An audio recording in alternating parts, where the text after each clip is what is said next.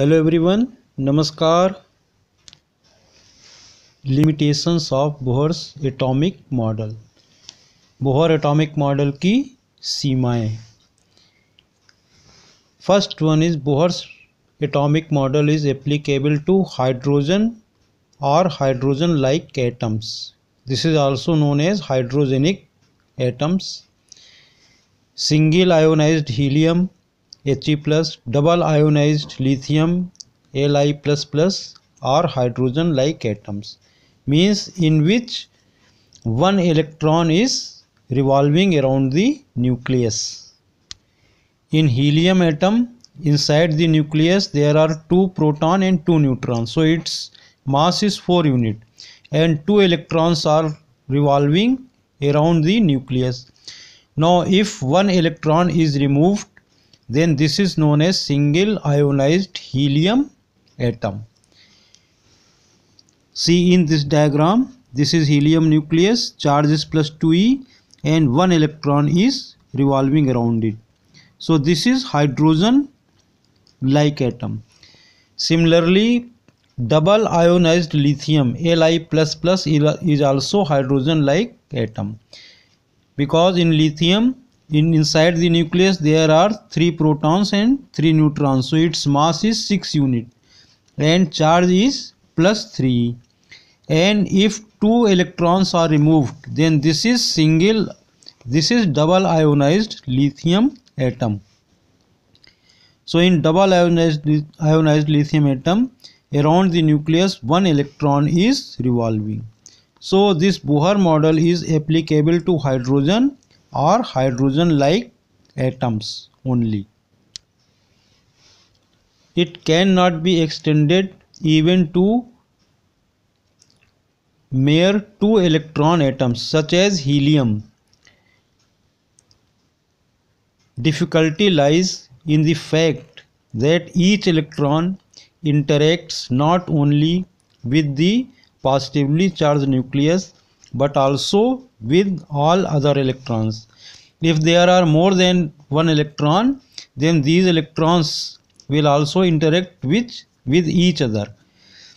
So this is the first limit of Bohr's atomic model, that we cannot extend it for atoms who have more than one electron.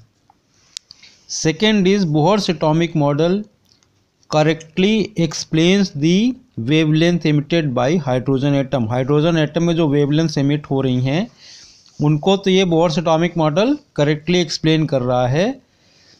जैसे बामर series में एक electron किसी higher orbit से hydrogen atom में lower orbit में आया, orbit number 2 में आया, तो हमें बामर सीरीज मिलेगी। ये वेवलेंथ्स जो एक्सपेरिमेंटली हमने फाइंड आउट की हैं और जो थ्योरेटिकल फार्मूले से फाइंड आउट की हैं वो करेक्टली मैच करती हैं। But the model is unable to explain the relative intensities of the wavelengths in the spectrum.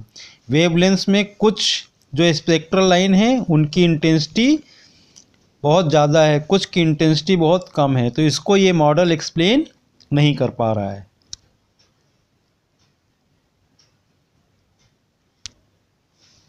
So Bohr's model is unable to account for the intensity variations.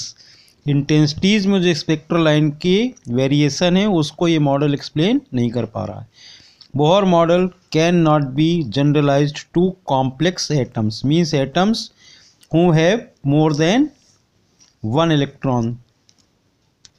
Now see if we have hydrogen like atom, for example single ionised helium, then formula for radius r is equal to n square h square epsilon naught upon pi m z e square, where z is atomic number. For helium atomic number is 2, z is equal to 2, and velocity of electron in circular orbit is given by v is equal to z e square upon 2 n h epsilon naught.